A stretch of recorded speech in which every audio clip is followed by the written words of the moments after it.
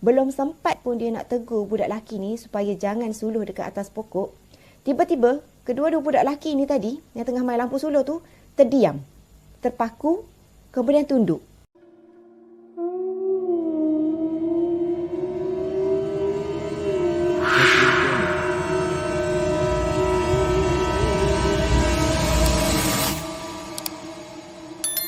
Hai, Assalamualaikum and welcome to Pika Storyteller Channel. So, untuk video kali ni, Pika akan menceritakan tentang kisah seram yang berlaku di Gunung Ledang.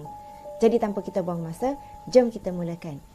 Okey, siapa dekat sini yang pernah pergi Gunung Ledang? Pika pernah pergi sana kot dalam lebih kurang 10 ataupun 8 tahun lepas. Tu merupakan kali pertama dan juga kali terakhir Pika pergi sana. Tempat tu memang cantik, tapi satu je orang selalu pesan. Kalau kita pergi dekat tempat-tempat macam tu, mulut tu kena jaga. Jangan mulut celupar sangat. Okay? Alright. So, sambung kepada cerita kali ni. Sebenarnya kisah ni dikongsikan oleh seorang guru yang mana dia dan juga 5 lagi guru, maksudnya total 6 orang guru dan juga lebih kurang 30 orang pelajar daripada sebuah sekolah dekat Kuala Lumpur ni. Mereka ada satu perkhemahan. Destinasi yang mereka pilih adalah Gunung Ledang. So mereka pun bertolak pagi dan mereka pun sampailah dekat kaki Gunung Ledang tu lah. Dan mereka pun mendakilah gunung lebih kurang dalam 4 jam macam tu sebelum mereka akhirnya sampai dekat pertengahan gunung. Kejadian ni sebenarnya berlaku sekitar tahun 1990-an tau. Sekitar jam 4 petang, mereka pun sampailah dekat pertengahan gunung. Jadi mereka pun berehat, mereka mendirikan khemah, memasak. Lepas tu mereka decide untuk bermalam dekat situ. Kawasan perkhemahan mereka tu tak jauh daripada sungai. Okay, dan sekitar jam 5.30 macam tu, mereka semua pun decide untuk pergi mandi.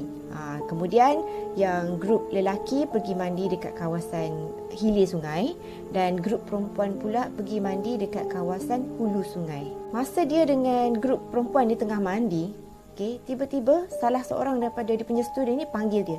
Cikgu, cikgu. Lepas tu dia tunjuk dekat sungai. Bila dia tengok kan, apa yang dia nampak ialah ada banyak sangat bunga-bunga yang turun. Maksudnya macam mengalir kan, daripada sungai tu mengalir. Selain daripada bunga, dia perasan yang ada sekali dengan bunga tu ialah limau purut. Jadi bila dia tengok benda tu, dia terdetik dalam hati. Siapa pula yang mandi bunga dekat kawasan ni kan? Dan lepas tu lah dia mula rasa tak sedap hati. Lepas tu dia pun cepat-cepatlah bagi tahu dekat semua student perempuan ni supaya cepat-cepat naik ke darat. Stoplah mandi, tak payah mandi sebab dia dah rasa tak sedap hati kan. Malam tu sebelum semua masuk ke dalam khemah untuk tidur, cikgu ni dia bagi pesan lah dekat semua murid dia supaya jangan sesekali suluh sesuatu dekat atas pokok. Dan kemudian dia juga bagi tahu dekat student dia semua ni satu kod rahsia. Okey, sebenarnya kod rahsia ni adalah untuk mengetahui sama ada benda yang mungkin kita akan terjumpa tu adalah kawan kita ke ataupun mungkin jelmaan semata-mata. Biasanya kalau orang yang selalu masuk hutan ataupun pergi perkhemahan dengan budak-budak sekolah, biasanya memang dia orang akan adalah kod rahsia ni. Tapi tak tahulah sekarang macam mana. Okey, cuma dalam cerita ni memang dia orang ada kod rahsia tu. Okey, kod rahsia yang mereka gunakan ialah burung emas.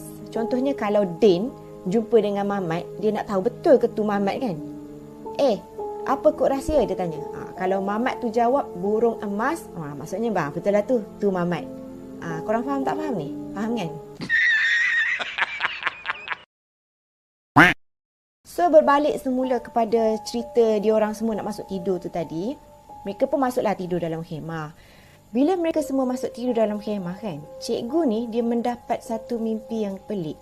Di mana dalam mimpi dia tu dia nampak seorang perempuan ataupun seorang wanita yang memakai baju kebaya berwarna emas dan memakai tudung seperti gaya tahun 1960-an. Sambil tersenyum, perempuan tu pun kata, "Hamba kenalkan, inilah Pak Kiai Tuah." Sambil tangan dia menunjukkan ke arah seorang lelaki yang berdiri tak jauh daripada perempuan misteri yang dia nampak dalam mimpi tu. Lelaki yang ditunjukkan tu memakai baju jubah putih dan dekat tangan dia ada tongkat. Tapi muka tu dia tak nampak berapa jelas sangat. Biasalah kan dalam mimpi ada setengah kita nampak betul, ada setengah kita nampak macam blur gitu kan. Belum sempat lagi dia bercakap dalam mimpi tu, sekali dia rasa seperti badan dia digoncangkan Rupa-rupanya barulah dia tersedar dan pada masa tu ada seorang budak perempuan ni yang tengah menggoncangkan badan dia. Lepas tu budak perempuan ni pun cakap, cikgu, tadi cikgu ada pergi sungai tak? Kemudian dia cakaplah dekat budak perempuan ni, mana ada, saya kan tengah tidur ni. Lepas tu budak perempuan tu pun mula cuak. Dia kata masa giliran dia untuk jaga pada malam tu kan, dia nampak ada seseorang seperti seorang wanita, dan wanita tu muka dia macam cikgu. Dia nampak cikgu dia ni pergi dekat tepi sungai, lepas tu basuh muka tau. Jadi dia pun memberanikan diri untuk pergi mendekati wanita yang dia nampak tadi, yang cikgu dia tu. Kemudian dia pun tanyalah, apa kod rahsia? Tahu tak apa cikgu yang dia nampak tu cakap? Tuan Puteri. Lepas tu dia mulalah terkejut sebab kod rahsia dia orang kan burung emas. Tapi yang jelmaan yang menyerupai cikgu dia tu jawab Tuan Puteri.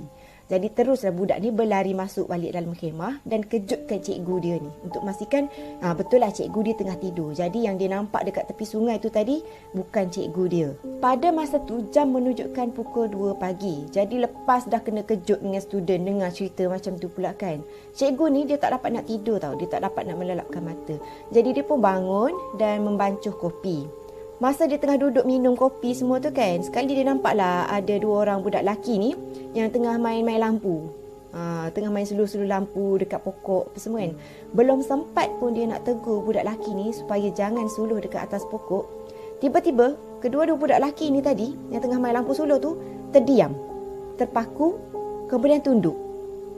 Lepas tu dia pun tanya budak lelaki tu kan, suluh apa tu? Nampak apa tu? Jadi pada masa tu disebabkan dia dah tahu yang budak-budak tu tadi memang nampak sesuatu yang pelik dekat atas pokok. Jadi dia pun cepat-cepat suruh budak lelaki tu datang dekat dia. Dan pada masa tu dia pun bacalah beberapa ayat suci. Lepas tu dihembuskan dekat muka-muka pelajar tu. Okay, stop. Sebelum kita teruskan dengan cerita kali ini, jangan lupa untuk tekan butang subscribe dekat Pika Storyteller Channel. Keesokannya mereka pun sambunglah mendaki gunung sampai ke puncak. Sebelum akhirnya mereka pun bertolak balik turun ke tapak khemah mereka semalam. Okey, dalam masa tu sekitar jam 2 petang. Cumanya petang tu bila mereka sampai balik dekat tapak perkhemahan diorang kan, tiba-tiba 3 orang pelajar perempuan kena rasuk. Dan masa diorang semua tu kena rasuk, tahu tak apa yang mereka cakap? Mereka cakap, kenapa kacau tempat aku? Kenapa kacau tempat aku? Berulang-ulang kali.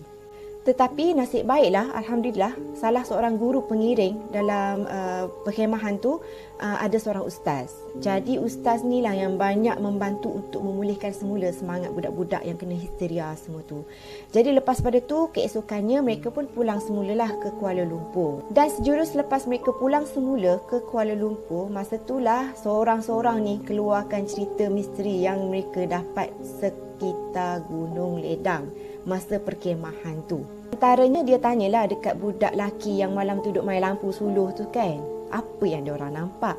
Jadi budak lelaki ni pun cerita masa diorang tengah duduk suluh-suluh lampu tu, sekali mereka nampak satu kelibat seakan-akan kepala tanpa badan yang duduk bertenggek dekat atas pokok. Dan rambut benda tu panjang je. Untuk budak perempuan yang kena histeria tu pula, baru dah dia tahu kenapa budak tu kena histeria.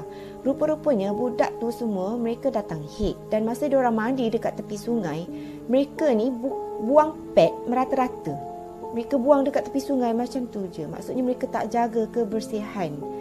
Jadi mungkin disebabkan daripada tu jugalah mereka ni diserang histeria.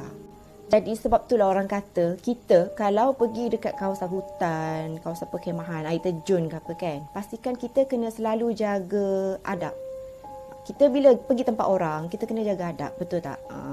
Maksudnya kalau jangan buang sampah merata, pad apa semua tu pastikan basuh ataupun bersihkan elok-elok, tanam apa semua. Lepas tu jangan nak mulut celupar, jangan nak bergelak sangat. Banyaklah juga lagi benda-benda yang kita patut jaga. Okey? So, itu sahaja video Pika untuk kali ini. Diharapkan semoga korang semua suka dengan cerita Pika kali ini. Jadi apapun, jangan lupa untuk tekan butang like, comment and share. Dan jangan lupa untuk tekan butang subscribe tu. Okey, bersama dengan tekan butang loceng. Supaya setiap kali bila Pika keluarkan video baru, korang akan terus dapat notification daripada Pika. Okey, so apapun itu sahaja video Pika untuk kali ini. Jumpa lagi korang dekat video yang akan datang. See you soon. Bye.